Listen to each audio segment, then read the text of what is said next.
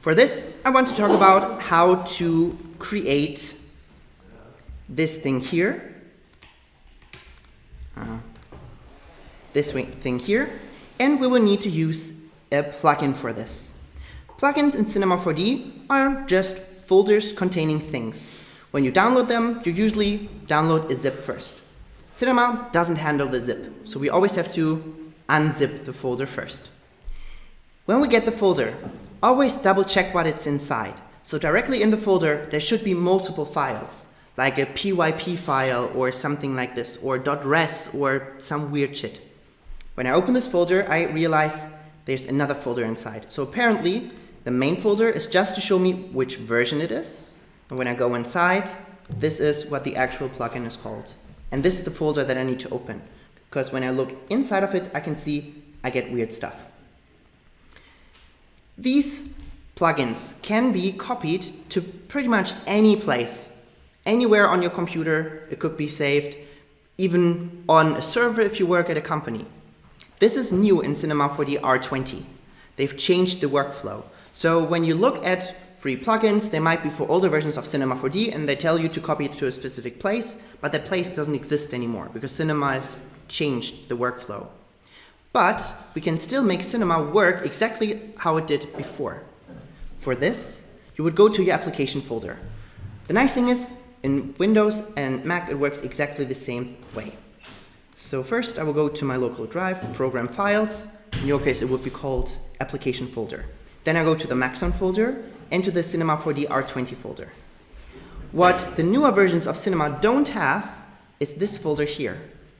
It does not have a plugins folder, but we can create it ourselves. So you can just go into the Cinema 4D folder, create a new folder, call it plugins. Then you can open this up and copy all the plugins that you want in here. So for every plugin that you want to install, you just copy it into this folder. Now, to tell Cinema where that folder is, we need to go to the preferences. I will go to Edit and Preferences.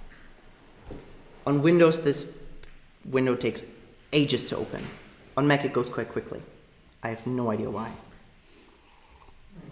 There we go. Then I will go to the Plugins tab, and I can see that I've already installed the plugin. So I've already defined that this folder contains plugins.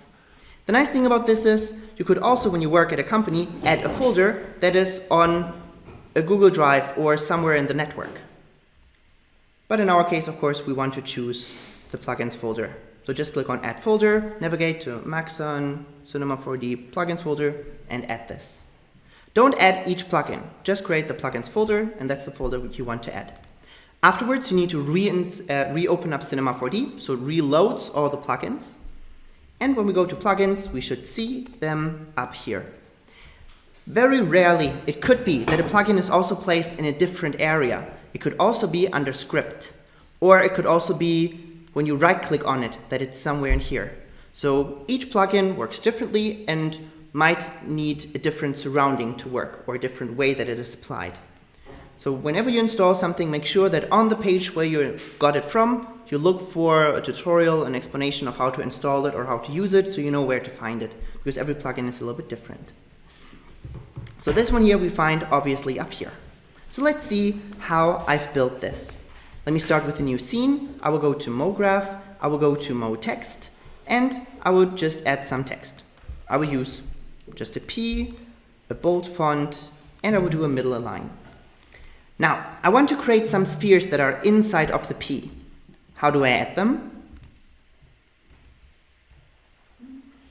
I want some spheres to be placed randomly inside of the P. I will add a sphere, and then I will use a cloner. All right. Exactly, I will need a connect, otherwise it does not work with the text. You might remember when we have a cloner, we tell it to go to Object, and we choose the MoText as an object. I just get one sphere in the center of the P. And when I have more, then I would get one sphere for every character. So No, count doesn't change anything here. So I would go to my connect, I drop the text into the connect, and I will tell the cloner to use the connect instead. And now they get randomly applied. Nice. So I don't need to see my cloner anymore, the connect anymore, so I hide it, oops, like this, and I switch my text back to just the P. Alrighty.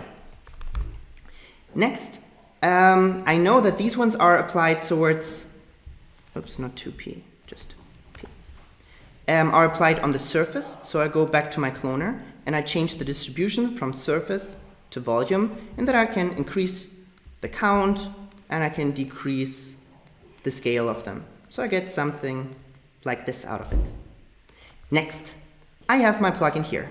These plugins can be different. The colors usually don't mean anything because every plugin generator can give it any color that he or she wants, or it wants.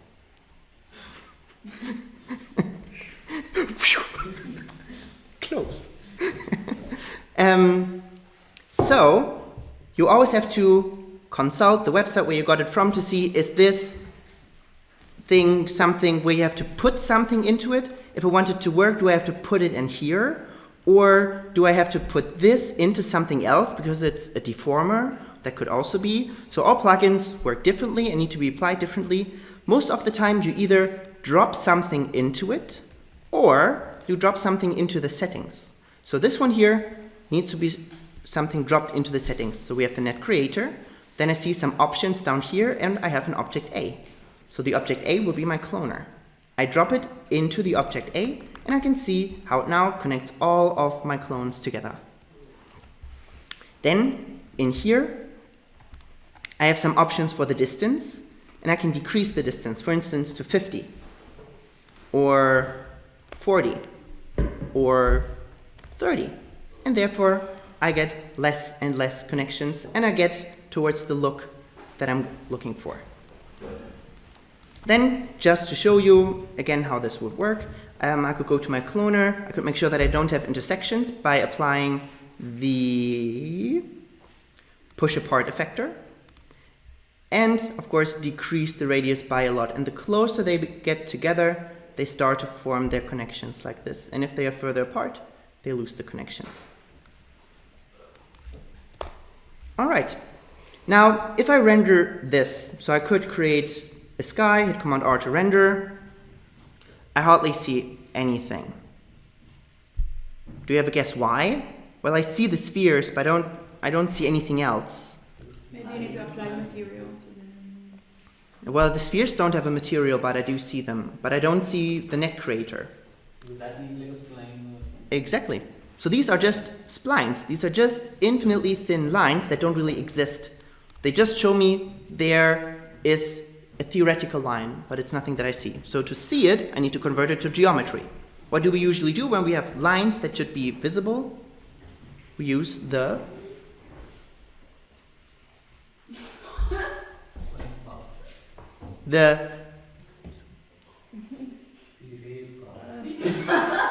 sweep. Thank you. So I will use the sweep and I will use a circle along with it. So I drop the net creator, which obviously creates my paths. I drop it into the sweep and then I put the circle above. Obviously the circle needs to be a lot smaller, but now I can see, come on, we're getting there, ta-da! How it creates an actual cage based on the splines. And this is pretty much what I'm looking for. Alrighty, so just to make this look a little bit nicer, let's make the lines a lot thinner. And I create a material for the spheres. And here I want it to be a bluish color, something like this. I apply it to my spheres and I get rid of the sky. This means that this bluish color, because it's in the luminance, is used as a light source and it will light up the connections that I have. When I hit Command R to render, I can see how these are now illuminating my lines. But they are not as intense as I want them to be. I want them to be like light bulbs. So they are super, super intense. To do this, I will go into the material, into the luminance, and increase the brightness. So the higher I drag this, the brighter this color gets. At some point, if I set this, for instance, to 300, this looks like it's white. But Cinema knows this is not white.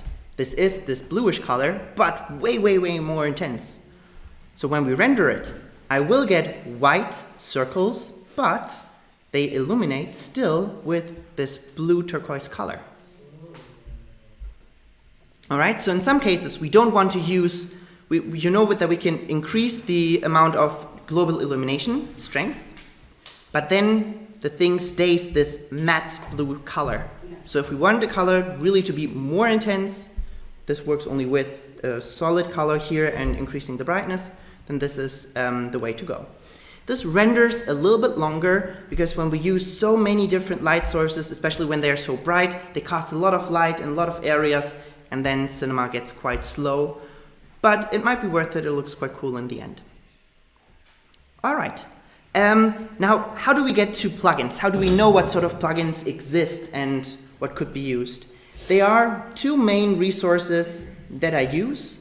One is called C4d Cafe.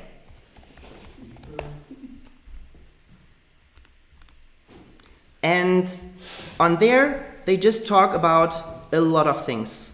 They talk about plugins, they also talk about Cinema 4D in general. They have lots of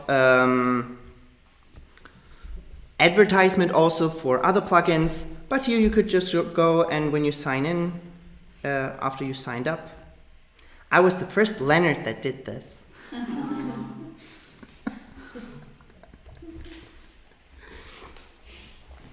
Then, oh yeah, I haven't been online in quite a while. Put it in your resume. We can see here, this is just a regular forum with different topics where people talk about stuff from Cinema 4D, but they also talk about plugins and stuff. It's a cafe. What? I always wonder why nerds don't have a sense for UX design, like for a user-friendly site, where you see what's going on, like you watch it. I don't know either. Fuck. If they want to make it complicated so they can stay nerds in their own section, so nobody else Probably. can. I don't know. I really don't. But it looks already a lot better than it did last year. So they did. So this is already the newest design, Yeah, it's not like from. so bad anymore. So, like 90s. Yeah, at least it's now a dark design and some grayish colors. I mean, it looks okay from the colors. Could be worse. It looks decent, yeah.